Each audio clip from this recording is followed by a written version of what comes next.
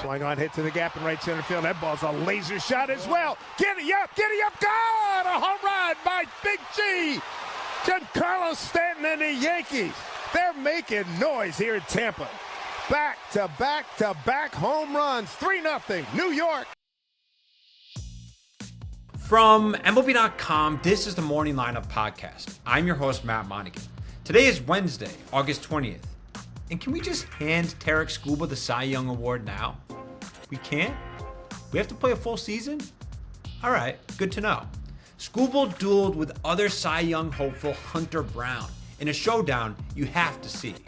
The Yankees went back to back to back and still might be hitting home runs as you're listening to this. Kyle Schwarber hit his NL leading 44th home run and did something only Sammy Sosa has done in 1998. Oh, and then Shohei Ohtani tied Schwarber with his 44th homer of the year. By the way, he's also pitching tomorrow. Let's get to it. Tuesday night featured one of the best matchups we've had this season. Two Cy Young contenders facing off for two first-place teams. The Tigers' Tarik Skubal versus the Astros' Hunter Brown. Skubal was 11-3 and was leading the AL with a 2.42 ERA. Brown, pitching in his native Detroit, was bringing a 10-5 record and a 2.45 ERA into the game. And well, we got the pitcher's duel we dreamed of. Skubal pitched 7 masterful innings, giving up 0 runs, just 3 hits, and 2 walks, while striking out 10 to become the first to 200 strikeouts on the season. 2 strikes, Urias is down. 10th strikeout for Tarik Skubal for the 11th time this year. Brown, he also gave up 0 runs. The righty went 6 scoreless, while striking out 6 and giving up 5 hits and 3 walks. Got him. Hunter picks up strikeout number 6 and a big second out, getting the dangerous Riley Green. And the game stayed scoreless after Brown and Skubal left the game. Maybe the hitters were so shell-shocked they missed the pitching change. The game went to extras tied at 0. The Astros failed to score in the top of the 10th, and then the Tigers loaded the bases with 2 outs in the bottom. And then, in a game with very few hits, we had the kind of walk-off you'd expect. He missed the Tigers win. Patience is a virtue. Who doesn't love a walk-off walk? Most people? Okay. Both teams remain in first place in their divisions. The Tigers are now 8-2 in their last 10, while the Astros have now been shut out in 3 straight games for the first time since 1985. 28 scoreless innings in a row. Ouch. Although the Yankees lead all of baseball in home runs, they haven't really shown it of late. Having that game where you were like, oh yeah, it's the Bronx Bombers. Trent Grisham struck out to start their game against the Rays on Tuesday, and it looked like it might be ho-hum, Yankees are done. High fly ball, deep center field. Pereira back, on the track, at the wall, see ya! A long home run, high off the batter's eye. 40 for Judge, and a 1-0 Yankee lead. Cody Bellinger came up next, and high drive, right field, Mangum back, turning, looking, see ya!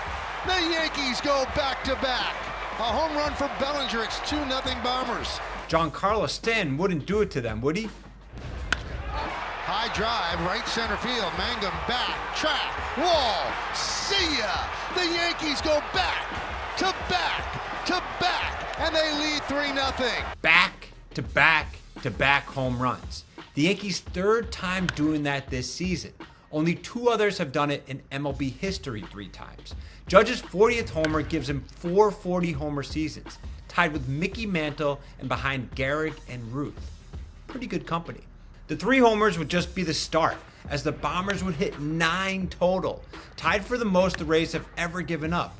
Bellinger hit 2 to get to 24 in the year. Stanton hit 2 to notch 14. Jose Caballero hit 2 to get to 4. Jazz Chisholm hit his 22nd, and Ben Rice hit his 19th. Carlos Rodon gave up just 2 runs over 6 innings in the eventual 13-3 win. The Yankees' 9 homers tied a franchise record they set earlier this year in March against the Brewers, and they're the first team ever with 2 games of 9 homers in one season. Most importantly, with the Red Sox and Mariners both losing, they have the top spot in the AL wildcard all to themselves. Coming up, you know what the real Philly special is? Christopher Sanchez pitching with a side of Schwarbomb. We'll get into it after the break. Christopher Sanchez has been brilliant this year for the Phillies. Entering Tuesday's game against the Mariners, he was 11-4 with a 2.45 ERA, third best in the NL, and the 6'6", 200-pounder kept the good times rolling. Foul tip, 12 strikeouts for Christopher Sanchez. Sanchez, the Sanchez, gave up just 2 runs over 6 1/3, striking out 12.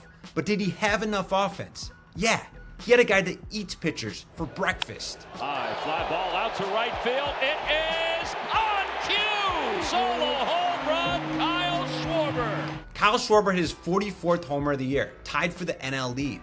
Schwarber now has a home run in 15 consecutive team series, extending the Phillies franchise record. It ties 1998 Sammy Sosa for the second longest streak in MLB history. Mark McGwire has the all-time record of 20 back in 1996.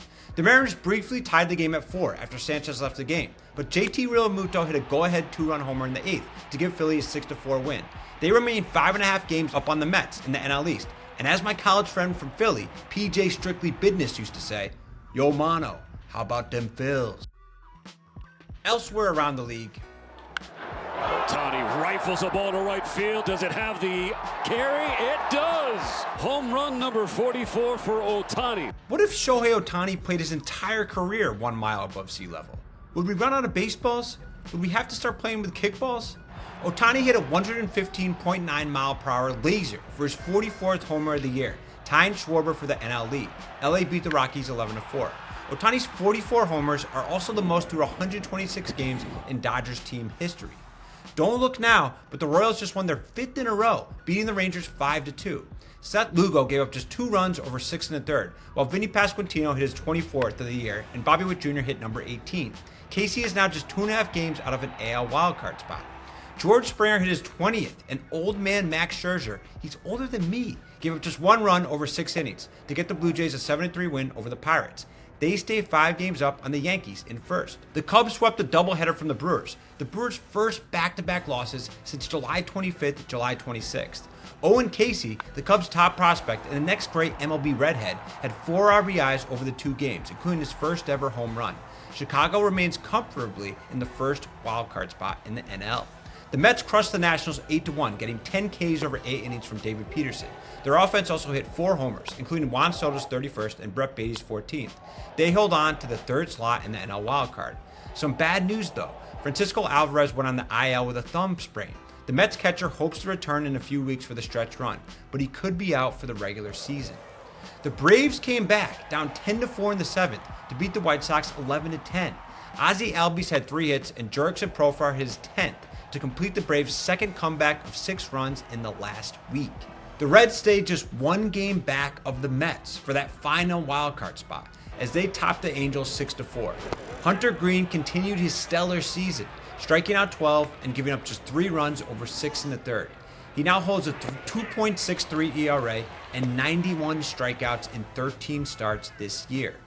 Nick Pivetta moved to 13-4 with a 2.81 ERA on the year to get the Padres a 5-1 win over the Giants. He struck out 10 over 6 strong innings. Manny Machado had 2 hits and an RBI to keep San Diego just 2 back of the Dodgers in the NL West. That's all for today's morning lineup. Mandy Bell will be back with you tomorrow. Who should you watch today? Framber Valdez will lead the first place Astros against Charlie Morton and the first place Tigers at 1:10 p.m. Eastern on MLB Network for some afternoon action. At night, well, that guy Shohei Ohtani is pitching at Coors Field against the Rockies. He'll also be hitting again in that thin Rocky Mountain air. He may deposit one into your backyard. Watch him at 8:40 Eastern on MLB.tv. And as always, please don't forget to leave us a rating and a review, share this podcast with the baseball lovers in your life, and enjoy all the games today.